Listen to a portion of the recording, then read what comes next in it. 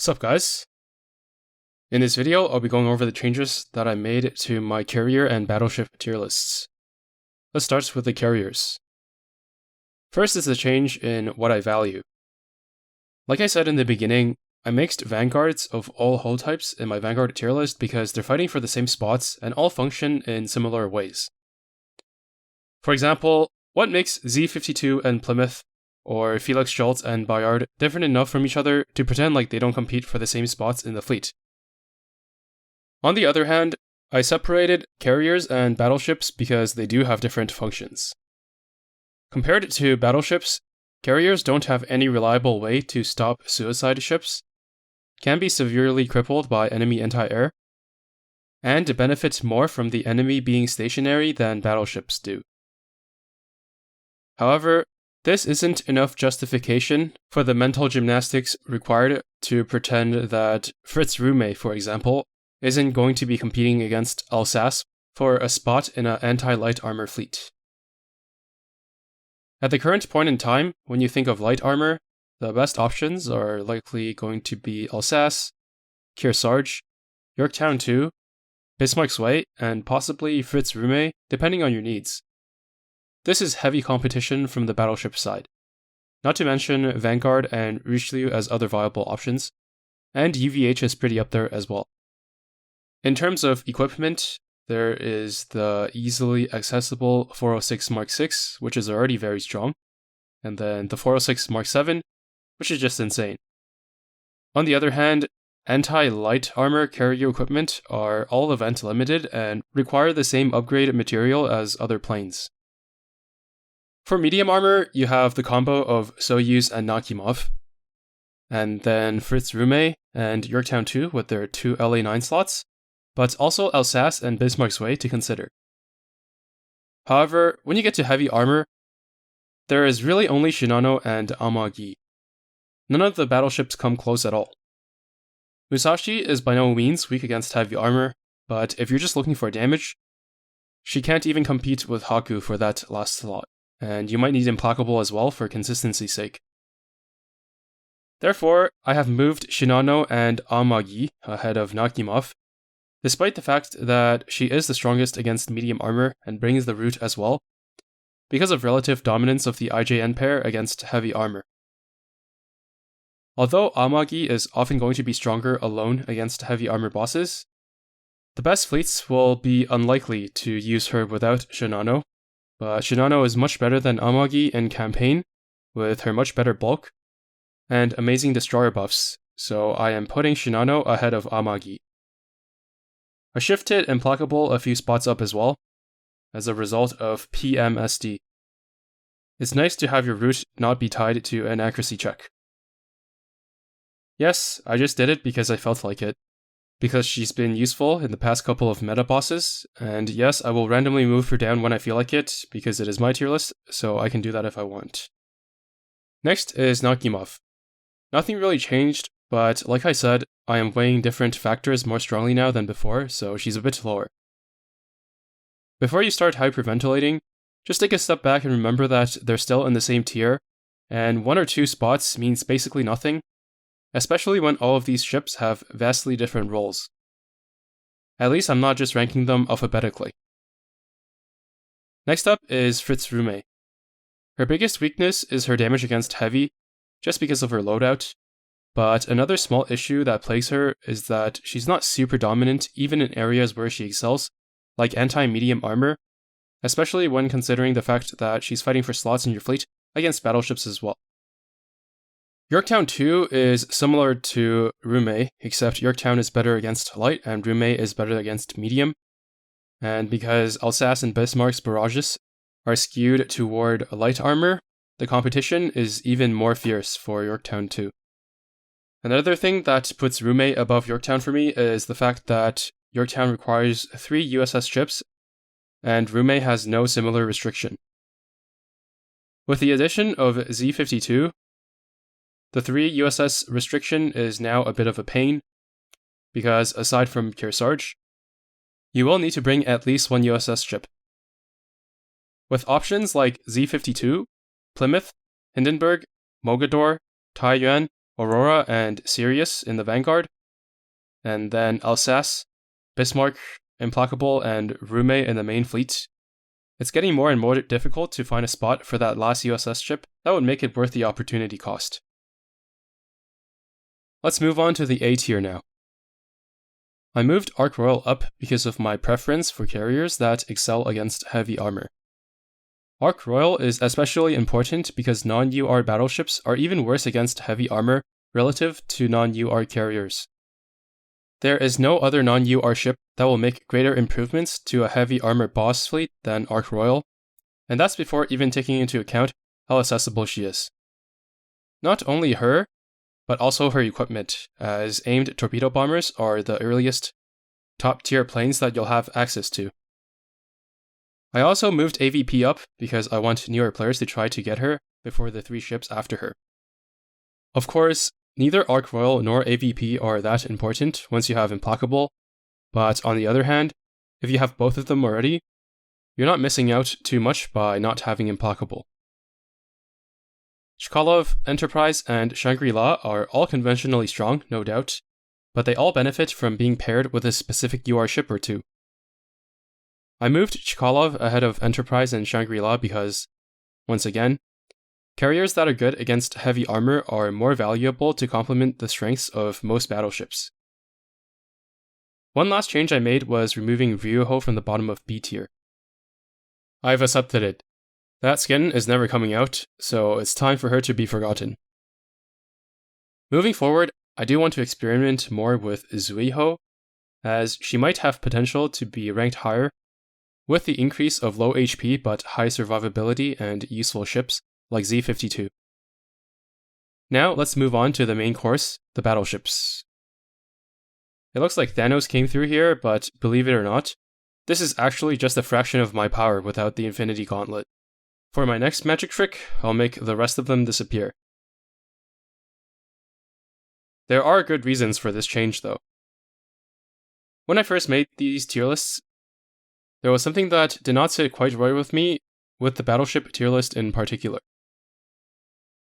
I thought it was because I didn't have enough data, but no, I just ranked way too many of them. The best fleets in campaign tend to have 2 carriers and 1 battleship, mostly for interception. Carriers are preferred in general for vanguard protection, anti-air, AoE damage, and of course airspace control value. Bringing at least 1 battleship in a fleet is a good idea for interception, but any more than that is generally going to be worse than using carriers in a properly constructed fleet. Then, when it comes to Operation Siren and meta showdowns, battleships are fine and they go back and forth with carriers competing for spots. And who ends up winning out depends more on the enemy and less on the differences between the 2 types of ships. Additionally, battleships that are strong in campaign are also similarly powerful against solo bosses thanks to at least their main guns being targeted. But many carriers that excel in campaign will tend to lead more toward support and AoE, such as Unicorn, Independence, Aquila, and Saratoga, just to name a few, and they're not great options for solo boss fights. All this is to say that there isn't really any reason for my battleship tier list to have more ships than my carrier tier list. Add onto the fact that it simply takes way too much effort, time, and resources for a single person to thoroughly test each ship until I gather sufficient data by my own standards, and I think this is the best way to go about it. Ships with RNG barrages, and also collab ships that aren't the best, I just dropped. Tamaki will be the rep for collab ships, because she's the best. As I've said before, pretty much all of them are very capable in campaign, and me leaving them off the list doesn't mean that they're not usable. Let me just show you the moment when I gave up on tiering all of them. As I was testing battleships, I reached FDG, who should really be a step up from all the gold battleships in mobbing performance. However, by the end of her run, Shinano was hanging on by a thread. FDG is level 125 here, by the way. On the other hand, Yami at level 120 appeared to have a much easier time despite engaging the same nodes. This doesn't really make sense, right?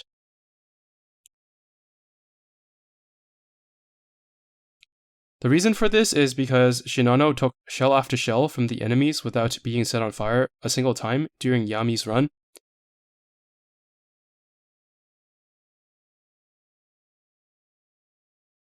But she got set on fire immediately in FTG's run. This is tangentially related to the battleships, because you can say that they weren't able to kill the enemy in time, but looking at the clear times of FTG, they're significantly faster than all the other ships I've tested. The only way to account for this burn RNG is if I do enough runs that every fleet gets burned the same amount, which is unrealistic and a waste of time. Or I could reset the fights when I arbitrarily decide that the battle was unlucky, which is obviously not going to be an accurate representation of performance. This is why I kind of just gave up on tiering so many battleships. There is no way that my knowledge will ever be up to my own standard. I will say though, that just because I'm not confident in my ability to distinguish the differences of the lower battleships, I have used them and watched them closely to see their general strengths and weaknesses. I'd say that I'm more informed about most of these ships than the majority of players, just not up to standard for the ships that I do have on the tier list. With that finally out of the way, let's talk about the actual changes to the tier list. My testing did confirm that FTG clears nodes consistently and significantly faster than even the best gold battleships, so there is still a bit of a gap between S- and A. Rodney Meta and Tamaki felt a little bit better than Izumo to me, just because their barrages are aimed, while Izumo is always fixed in the same position. There are sometimes enemies that are too far away that the arcing portion of Izumo's barrage can't properly reach, but Rodney and Tamaki have no such issues with those. Also, Izumo is locked to the flagship position. That is not to say that you'd want to use Rodney Meta or Tamaki in the off-flag positions over a carrier, but it is something that they do have over Izumo. I didn't touch Duke of York because she's just a solid, reliable option for boss fleets. Up until you get 3 UR battleships, there's little reason not to use her if you need a battleship in your boss fleet. In the A-star tier, Nagato stays because I just did a one-shot on Taiho Meta with her and it was surprisingly easy. Crazy that she was the most core ship in Hiryu meta and is still good to this day. Her buffs pull so much weight that some URs can't even contribute as much as she does in a heavy armor fight like Taiho Meta. Can you even imagine one-shotting one of these modern meta bosses with another gold battleship and without Helena to help? It's really just Richelieu as a cheerleader for Alsace and Mogador, and then Nagato as a cheerleader for the Adrian ships that are capable of pulling off such a feat. As for Veneto, I've given up on hope. She's never going to get anyone worth buffing, and never going to get another skin. È finita. Next up are some of the ships that I moved down to B tier from A. First is Dyson. She's only capable of bossing at the moment because her barrage is extremely focused, and her heal almost never triggers. I had assumed that she would be capable, both in campaign and for bossing, but this turned out not to be the case. Her damage is solid though, but I would rather have Duke of York if I'm working with 2 other stronger ships. And the same goes for Flandre. After that is Ori, who is better than Dyson in campaign and worse in bossing. Her stats stand out as a gold battleship, but her barrage isn't super special. Constellation is about as good as Ori in campaign, maybe just slightly weaker, but she's not as good against bosses. As for Hood, her stats are very low and she benefits a lot from having maxed out fleet tech, cats, and equipment, so most players might find that her damage is not able to keep up with late game stages, and her interception is definitely going to be lacking compared to battleships with 200% efficiency light cruiser secondaries. Odin and Seydlitz are kind of special snowflakes that I've already talked about before. They remain the same, but the lower end of the old A tier is the cutoff now, so they're down here, which is the same reason that Nagato meta is down here as well. I am a lot more comfortable with the list now than before. The number of ships on here is around the same as the carrier's list, which makes sense from a pragmatic standpoint because I personally use more carriers a lot more often in the content I typically do. If you have any disagreements with the ships that are on the tier list, feel free to voice them in the comments. But I most likely won't change my mind on ships that I've chose to leave off the tier list. I also made this very quickly though. The tiers are roughly ordered, but not really. If you're a new player, you can pick up any of these ships and they'll take you at minimum to chapter 14 without issue. Some are weaker than others, but they're all capable enough with a proper fleet. If you choose to work with one of these ships, you'll kind of be forced to learn a little bit of fleet building and equipment at least, in order to be able to succeed, compared to just using the most powerful UR ships and brute forcing. Obviously, you can also choose some of the B or A tier ships that made it onto the tier list. For example, here's a fleet that I used to clear 15-3 on lethal on release. There's Hood, which is in B tier, and the rest of the fleet isn't super OP to compensate, and is still cleared perfectly fine. These battleships should be able to do the same, and if you're lacking in fleet tech or CADs, you can simply compensate by using more powerful vanguard ships. Moving on, these ships are among the best for solo boss fights, but I wouldn't go out of my way to try to obtain them, as every other UR that comes out is a battleship that does the job better. The first 4 are light armor skewed, the next 4 don't have a preference, and Monarch is medium armor skewed. For heavy armor, just use carriers, seriously. These 4 ships you can use to buff ships in fun comps, plus Tirpitz, who is good for a gold ship, but you have to use her with her augment as well as the original Bismarck. I would recommend avoiding these ships for one reason or another. For some, it's the RNG skills, others it's the cost, and also some of them have terrible barrage patterns. And that's going to be it for this update. Thanks for watching, and see you in the next one.